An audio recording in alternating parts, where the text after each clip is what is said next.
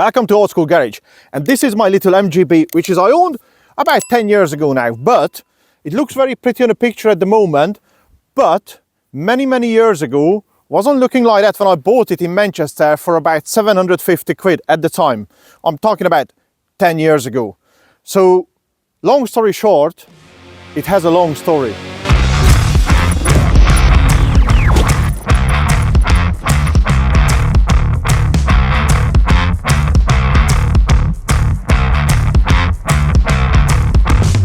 So the paint job looks very pretty at the moment, but I'm gonna edit in some pictures what this car looks like for many years, and when I picked it up, looks like it's a dog's bones really, because it was a black car and originally the car was blue and somebody painted matte black, as you can see it on the pictures, and I thought an MGB black, it doesn't look very pretty to me.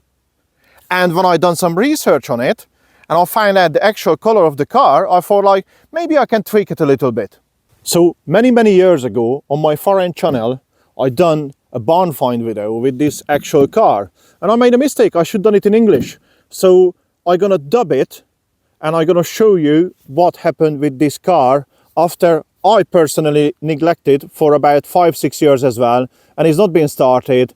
And what you're gonna see on the pictures, this car is just been used as a rubbish bin really. It's been all my bits and all my bobs been over the car, so it was a bit of a mistake I made with it.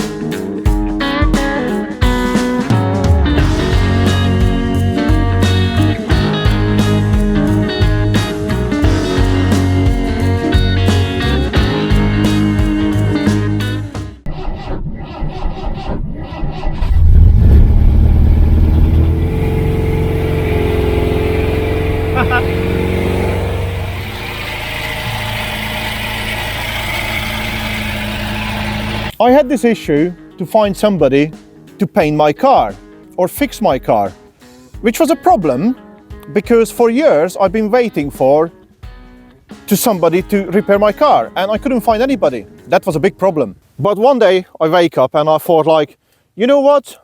I need to fix this car now. I purchased all the glass fiber body kits for it. So the rear door, the doors, because they was rotted, and the front bumpers, I didn't like it because it was a rubber bumper one. And I want to do this kind of like a Sebring replica, but everybody does the Sebring, so I thought I gotta take my own take on it. I don't want to extend the wheel arches. I don't want to extend the wheel arches in the back because it's a lot of work, and I'm not a mechanic or a body guy, so I couldn't do it myself. But I thought I can fix the rest of them, the bodywork, myself. So because I hit my head on a table and I thought like it's time to wake up, and I couldn't wait for anybody to fix this little baby. Well, it wasn't that hard, but it was hard enough because I never fitted a glass fiber body kit on a car before, and I never sprayed a car. Well, we're gonna come to that in a minute, and I never done any of these fixes. So I had 2 weeks for the first race of the season. Was a classic car. Well, they call it like an average speed competition, and I thought like, can I do it in 2 weeks and fix it up? So I had basic toolkits at home, and I thought, well, I might as well give it a go and start fitting the body kit. I mean, it's not perfect, but I fitted the body kit, I fitted the doors, which wasn't easy, I fitted the back door, and I thought I'm gonna prepare for the paint job. And I never had any expensive gear, so I bought a palm sander and started sanding up all the car, primed it, as you can see on a picture, primed it and sprayed it. I left the doors to spray it separate because I took the doors off, which was a mistake. And because of that, because I had no knowledge, when I'm mixing up the paint, I messed up the paint on the doors. So after everything has been sprayed, I have to send back the car again and respray the whole thing in my garden. So I had this mindset, I need to finish the car within 2 weeks. And finish the car within 2 weeks, it's normally impossible for somebody who has zero knowledge about fixing a car. Well, I had a little bit of a knowledge. And as you can see, it turned out okay. I mean, it's faults with the cars, you know, I mean, it's not perfect. I mean, certain things I couldn't fix or couldn't spend money on it, so I sprayed black this air vent, just polished up all the chromes on the lights. And because we have to do a night stage, these lights was off from a BMW motorbike, which is I had for spares. So I have to fit some aftermarket indicators, so the car is road legal at the moment. Obviously, I need to fix this one up, but I mainly use this car for hill climbs and a bit of showboating, you know, just on a casual weekend. So because that was a budget build, and at the time when I was building a car, I had no money, and I normally don't have money because I have too many projects and I spend all my money on cars. So these are the rubber bumper grills, which is I just reset in there, but because I put these fog lights on, well, not fog lights, spotlights really, because they're on a high beam, you can't really see the front support panel in there. And this front bumper, it's like a Sebring replica with like a front lowered front valance on it. So this is just a different take, my take on the car. And I thought, using this blue color, I need to do something with it to make it pop. So I came up with this idea, have orange and black stripes on it. And now I copy this to my little amateur race car as well. On the hill climbs, I have to choose a number. So hashtag 83 and hashtag 83 coming with some workwear as well very, very soon, because it's an ongoing project. So hopefully I got my own clothes design coming soon. It's on a waiting list for a year now, but finally we're coming to the end with that one as well. And we're talking about clothes design, we have to talk about today's sponsor as well, Fitwheel. Fitwheel is come on board with me a few months ago, and now are using only Fitwheel shoes and work boots. And you should check them out as well, because they're so comfortable, especially a guy like me, you got a wide feet in the front, and these are extra wide, so they're really comfy. And if you want to get some nice discount, you get 28% at the moment if you click the link in the description, and you got 28% discount on their new range. So at the moment, the car has these Japan Racing alloy wheels. They are 17-inch, and was a job to find them because you need to have the right offset as well where the car's sitting. But as you can see, I still got a lot of panel gap. The reason for it, this was a rubber bumper car.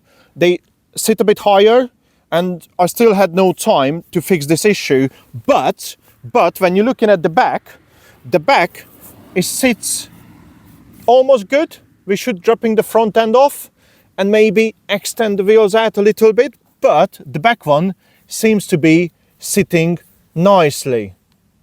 And you have to let me know in the comment what you think, but I like this a bit of resto modding a car, you know, when you got a bit of different design on it.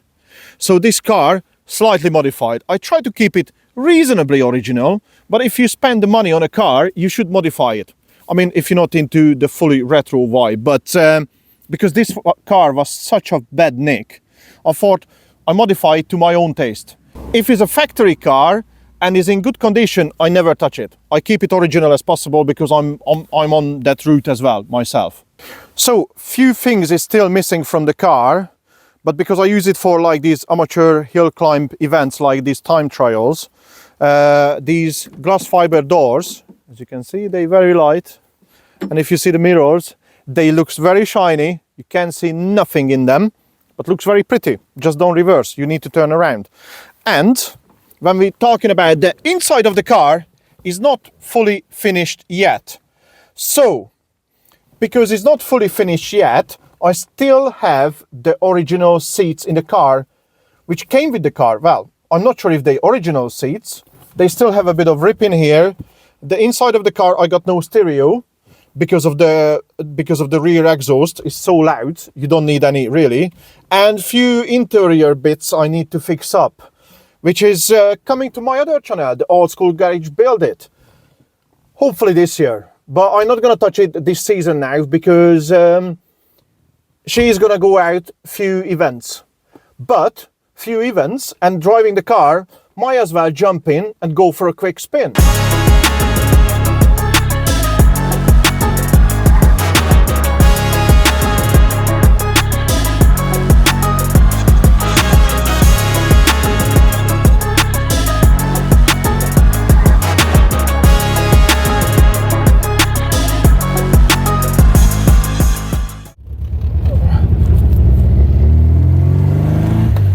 And you can hear this car is pretty loud and very smoky. The reason for it is burning a bit of oil. I think it's the valve stem seals is going on it. It drinks enough oil for sure. I think a two-stroke engine doesn't need that much oil like this car, but who cares? One day I'm going to rip the engine out and I'm going to fix it up. Not in this channel, in the other channel. So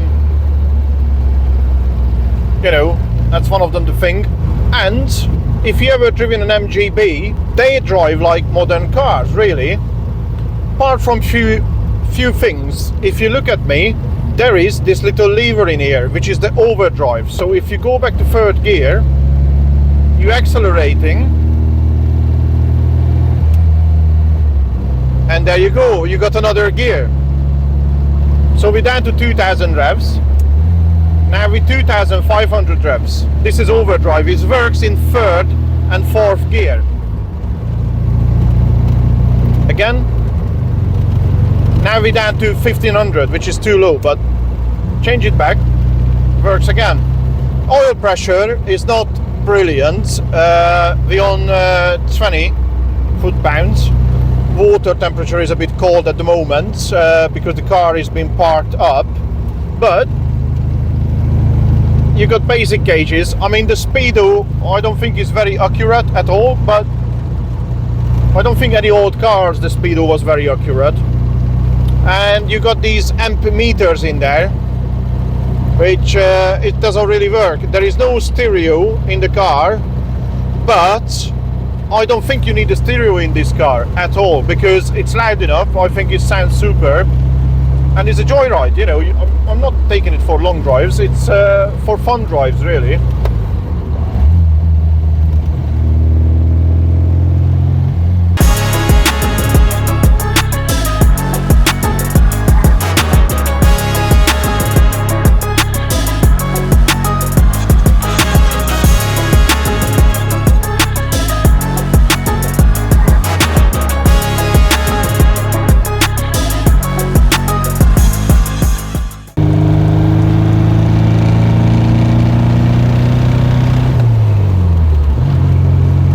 I'm not saying these cars are very, very fast, but, and the speedo is not accurate. It's saying we're doing 60. Trust me, we don't doing 60 at all.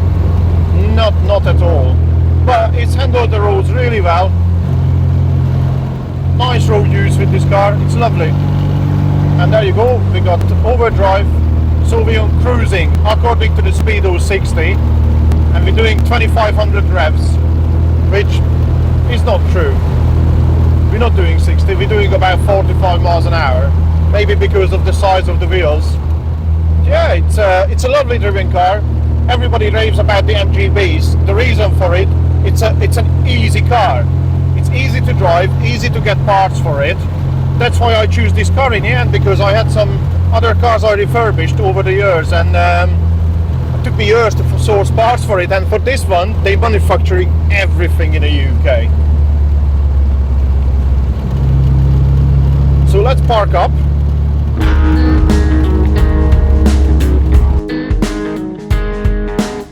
So the reason I choose the MGB, I had a car I refurbished many years before this one, and I thought I need to refurbish a car where easy to get parts.